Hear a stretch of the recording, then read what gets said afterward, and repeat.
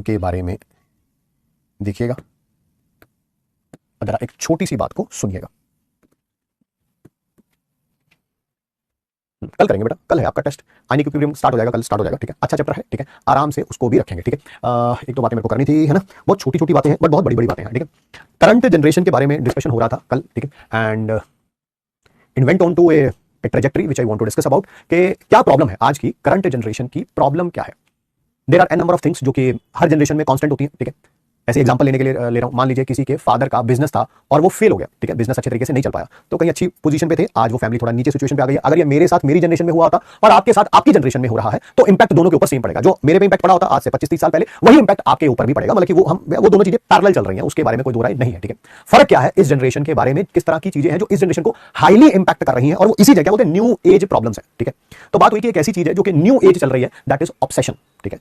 Obsession किस प्रकार का और कैसे इस जनरेशन के साथ जुड़ गया और उसके क्या क्या नेगेटिव इंपैक्ट हैं, ठीक है, उसके बारे में आज आपसे हम बात करने जा रहे हैं।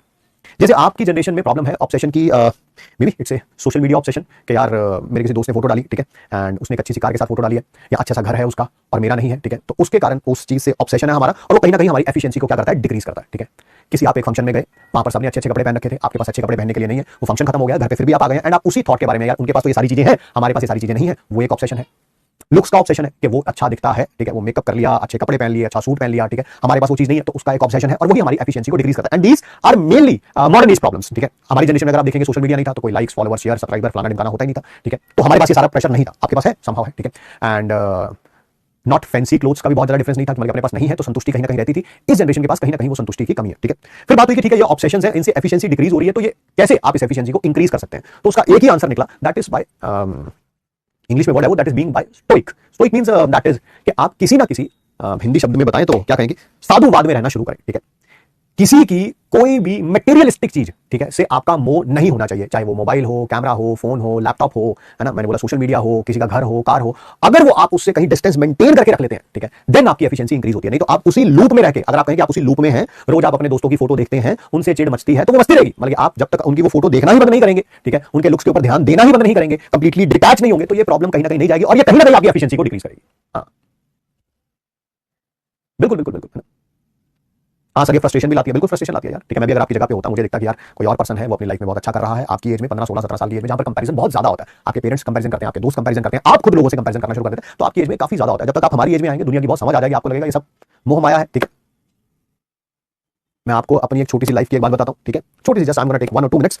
आज से 6 तो नहीं 5 साल हो गए मेरे ख्याल से, हाँ लगभग 5 साल हो गए। आज से 5 साल पहले जो मेरे लाइफ के एम्बिशंस थे, ठीक है ना, और ऑब्वियसली 5 साल पहले भी मेरी एज काफी ज्यादा थी, आज एग्जैक्टली उसका आई वुड से कि 180 डिग्री टर्न है, ठीक है, 180 डिग्री। जो मैं सोचता था कि आज से 5 साल पहले कि मैं अपने आप को सक्सेसफुल कैसे कहलाऊंगा, ठीक है, मैं कुछ पैरामीटर्स भी बता देता हूं, हालांकि ये नॉर्मल पैरामीटर्स हैं, हर किसी की लाइफ में यही पैरामीटर्स होते हैं, इनिशियली देखा जाए टाइम के साथ चेंज होते हैं, बट मेरे साथ चेंज होने का टाइम रीजन नहीं था, कुछ और था, चलिए वो मैं उस बारे में बात नहीं करूंगा। मेरा क्या था, मुझे लगता था यार बड़ा बंगला हो, बड़ी गाड़ी हो, दुनिया का हर सुख समृद्धि कंफर्ट पैसा ऐसा जैसा, ठीक है, ये हो, तो मुझे लगता था कि यार लाइफ फुलफिलिंग होगी, मतलब लाइफ का शायद मकसद यही है। यस ये फैक्ट है, मुझे एडमिट करते हुए थोड़ी शर्म भी आ रही है, बट शायद सभी का यही होता है, मेरे सारे दोस्तों का यही था, आपका भी यही होगा। अगर आप किसी इकोनॉमिक डिस्ट्रेस में, उस समय इकोनॉमिक डिस्ट्रेस तो नहीं थी, because we have come out of अच्छी जगह जॉब चल रही सब कुछ, बट स्टिल मुझे लगता था कि शायद ये चीजें हो तो अपनी लाइफ जो है वो बड़ी अच्छी मैं मानूंगा, ठीक है, और चल भी रही थी, अच्छी चल रही थी। बट राइट नाउ ऐसा कुछ भी नहीं है, ठीक है। अब मुझे लग समझ आ गया है कि kind of problem I am in, ठीक है, वो पैसे से रिजॉल्व ही नहीं हो सकती, ठीक है ना। आप जितना मर्जी पैसा मुझे दे दें, जितने मर्जी बड़े बंगले में रख दें, दुनिया का कोई सुख समृद्धि, कोई बड़ी कार, लेविश बंगलो, है ना, तो वो प्रॉब्लम जो है वो उससे सॉल्व हो ही नहीं सकती। तो अब समझ आने लगी है लाइफ की, अब समझ आने लगी है पिछले 4-5 सालों से कि नहीं यार ये सब मोह माया था,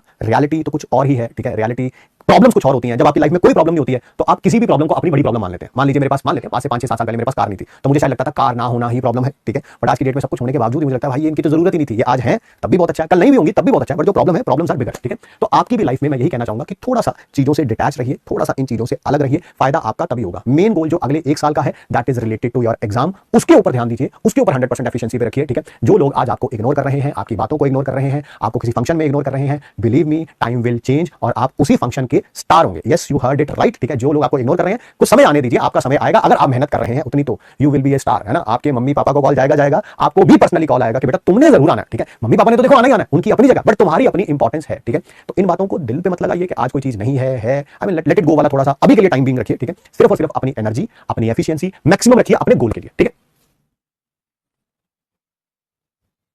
चलिए चलिए चलिए चलिए, ठीक है। और लास्ट में मैं एक ही बात कहना चाहूंगा, सच बात बता रहा हूं मैं आपको, पैसा ये सब मोह माया यार, सब मोह माया, एवरीथिंग लाइक कभी कभी अब शब्द नहीं मिल पाते हैं, आज मेरे को शब्द नहीं मिल पा रहे हैं, ठीक है, क्योंकि पैसे से हर एक चीज का सॉल्यूशन है। हाँ, पैसा बहुत सारी चीजों का सॉल्यूशन कर देता है, ये बात मैं मानता हूँ, ठीक है। अगर आप इकोनॉमिक डिस्ट्रेस में है, कल से 5 साल 10 साल बाद आपके पास पैसा होंगे तो आपकी लाइफ की बहुत सारी प्रॉब्लम सॉल्व हो जाएंगी, ये बात मैं मानता हूँ। बट क्या लाइफ की हर एक प्रॉब्लम सॉल्व हो जाएगी? Answer is no. There will be different challenges, है ना। उस समय के चैलेंज कुछ और होंगे भाई। उस समय ये होगा कि यार मुझे ये पर्सन पसंद है, मैं इससे शादी करना चाहता हूँ, वो खत्म हो जाए तो क्या चैलेंज खत्म हो जाएंगे? नहीं। फिर उसके बाद बच्चों का चैलेंज होगा, बच्चे हो जाएंगे, बच्चों को बड़े करने का चैलेंज होगा, ठीक है, बड़े हो जाएंगे, कुछ और चैलेंजेस होंगे। तो ये चैलेंजेस आपकी लाइफ में हमेशा रहेंगे। राइट नाउ जो चैलेंज आपके सामने सिर्फ एक नजर आना चाहिए, that is to get a government medical college seat next year. जितनी भी नेगेटिविटी अराउंड हो ना कि यार कट ऑफ बढ़ जाएगी, ये बढ़ जाएगा, वो हो जाएगा, फलाना हो जाएगा, ढिमकाना हो जाएगा, कुछ भी हो, ठीक है, does not matter. You should focus on कि मुझे सिर्फ और सिर्फ एक सिंगल सीट चाहिए, एक सिंगल सीट चाहिए। अगर 10,000 सीटें बढ़ जाएंगी तब भी मुझे एक चाहिए, नहीं बढ़ेंगी तब भी मुझे एक चाहिए, 1,000 सीट कम हो जाएगी तब भी मुझे एक चाहिए, ठीक है। तो उसके लिए कंपैरिजन पे ना जाके अपने इंडिविजुअल एबिलिटी पे काम करिए। आपके जो भी मार्क्स आ रहे हैं हर टेस्ट में, टेस्ट जरूर दीजिए, ठीक है, उन मार्क्स को देखिए। 200 आ रहे हैं तो अगले वाले में मुझे 250 कहां पे लेके आना है, रोगे तो वो 200 ही रहेंगे। 250 कैसे लेके आना है, 250 से 300 कैसे जाना है, 400 से 450 कैसे जाना है, 450 से 650 कैसे जाना है, वो धीरे धीरे ही होगा। आज अगर 200 आ रहे हैं तो रोने की बजाय उस पर काम करेंगे तो वो करते करते करते 650 से भी ऊपर लेके जा सकते हैं आप, ठीक है। बट उसके लिए कंपैरिजन की बजाय इंडिविजुअल पे काम करिए कि मेरे को कमी क्या लग रही है, यार मैं क्वेश्चन कम प्रैक्टिस कर रहा हूं, यार मैं थ्योरी पे कम ध्यान दे रहा हूं, यार मैंने डीपीपी सॉल्व नहीं करी थी, यार मैंने होमवर्क सॉल्यूशन नहीं देखे थे। जो भी आपकी कमी है उस पे काम करिए, यू विल डू इट, ठीक है। फिर मिलते हैं आप सबसे नेक्स्ट क्लास में। Thank you so much to all my